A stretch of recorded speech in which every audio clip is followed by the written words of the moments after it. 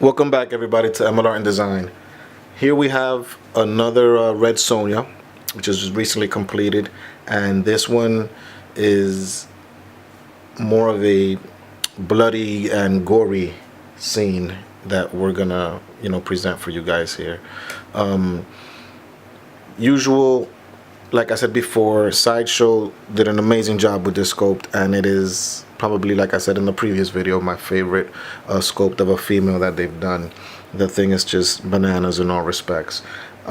What we did with this one here was, in my previous video, I made a comment that if I had a chance to repaint one of these, that I would want to do more of a gory scene, make it look like she was really in this tremendous fight with this ice giant. And was given the creative freedom by the commissioner to really go ahead and just rock out on this one, as I would really see it in the depiction in my head, right? So basically, when it comes, as everybody already knows with this statue, it's very bland. It looks like she's been in a mud fight. So we redid all of the skin tones on her.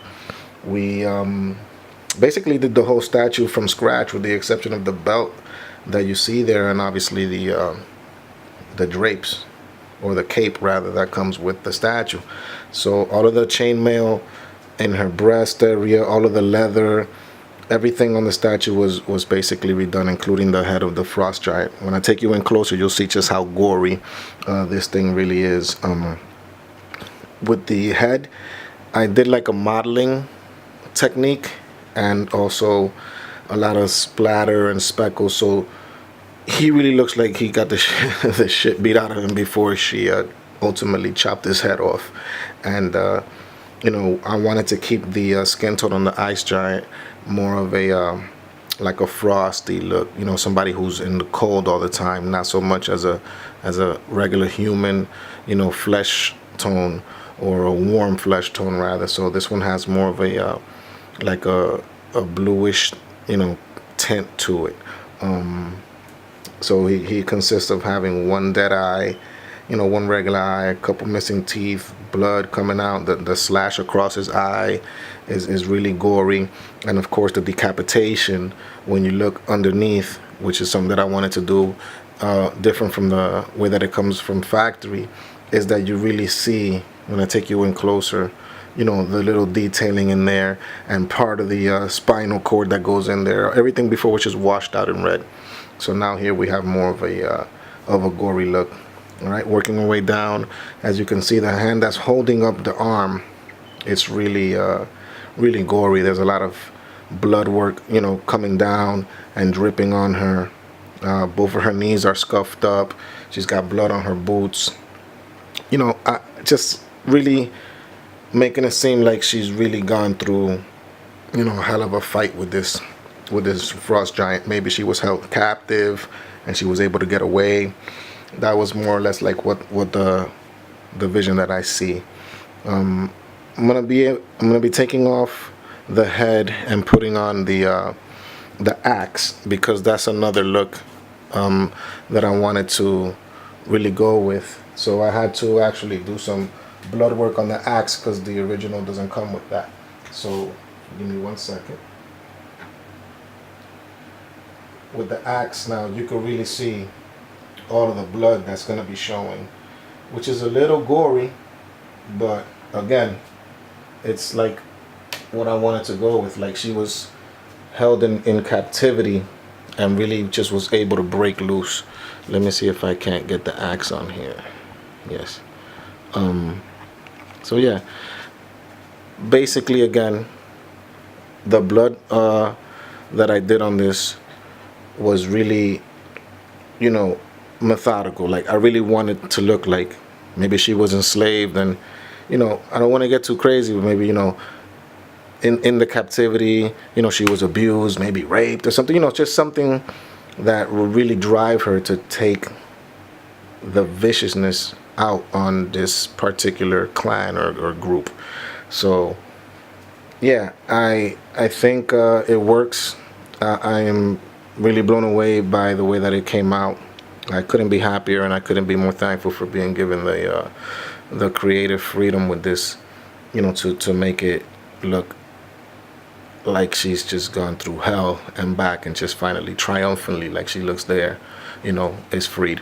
All right, let me do a quick alteration here where I'll take off the cape, and then you'll be able to see more blood, because like her whole side of her body is like, she was dragged. So I want to really get you that, but I have to take off the cape for that, right? Give me one. Okay, so here she is without the cape, and I'll make a quick turn around and pretty much show you what she looks like basically without anything on.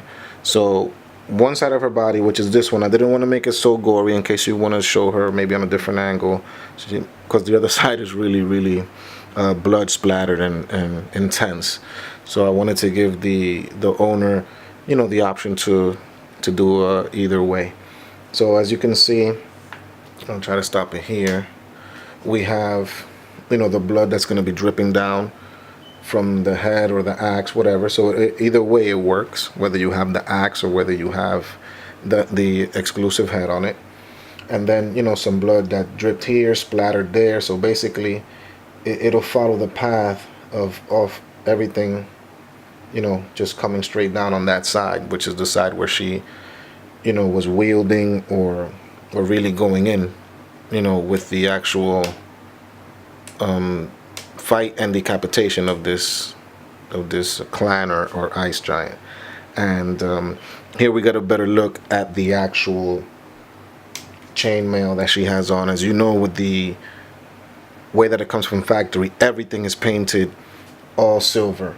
So what we did was did a weathering technique, a aging technique on this, mithril or whatever, it is that she has this bra and loincloth area, whatever, and there is spacing in between it. So we didn't really want to go too hard with the nipples or anything like that, but you do see the skin tone protruding in between, all of the chainmail there. So works out pretty cool, man. I'll put the exclusive head on and then continue to give it a spin, because this is where it really shines with this particular head. It's something that, like I said, really makes this statue pop, and that's the fact that she's holding up that head like, yeah, I was able to free myself from these bastards, and now I'm conquering or triumphant, on this mountaintop or whatever. So yeah, man, this is a badass piece from Sideshow. In dire need of a repaint. If you really have one, this is the level that we could really take this statue to, and I couldn't be more happier with the way that she came out. And guys, I'm going to take you guys in a little closer. We see a little bit better the detailing, and then we'll wrap up Sonja here. Okay guys, here we are a little closer. I'll begin the turnaround so you can see what's going on, but basically you can see more of the detailing, more of the skin tones that went in to both him and her as well. As we work our way around, you'll be able to see underneath here what I was talking about with everything that's in the inside of the head. You see the blood coming down here on the side, and basically as it's dripping down, it catches some of the breast area here and continues down. You see the weathering that went into the chainmail, and as I pan down, you'll be able to see more of the waist area and the loincloth area here. Like I said, on this side, I didn't really go too much with the goriness, because I wanted to see if giving the owner a little bit more of an option to display however he would like it. But this side right here is where it really went down. You see, as we continue down, how she was probably walking on the blood, and it splattered all over the place. Maybe as she was trying to run away, her knees got scuffed. Just, I think this piece has a story to tell, and the way that it came from factory wasn't really depicting it. The scope is phenomenal, like I said, but the way that it again came from factory was the issue. Yeah, so here we go, a little bit better look. Tremendous piece, man. I really can't say enough about it. I'm so happy with the way that it turned out. and I really am excited to do more of these. It's just endless, the amount of detail that you could put into a piece like this to really bring it out and give it that, wow factor that the piece is definitely carrying once it's brought to life. Alright guys, I have to go manual as usual, me with my camera woes, but really wanted to see if I can get you in as close as I can so that we could see the detailing and everything else that goes into this thing. As I said, man, I really love this piece. I think Sideshow did an amazing job with the sculpt. I think that is definitely one of, if not the best female sculpts that Sideshow has done. I didn't do anything with the sword. Now that we're looking at it, it's the way it comes from factory, but it's showing a lot of gore on it, so I really wanted to take this piece to that next level. Yeah, fun, gory. I hope I didn't overdo it, but this is just the way that I really see her in this particular get down with this particular scene. Alright guys, so yeah, another great piece to do. Thank you for watching. Thank you for the support, the subscriptions, and feel free to ask any questions, man. If you want to hit me up as usual, please don't hesitate to do so, and keep in touch, man. Let's keep this hobby going. Until next time, guys, take care.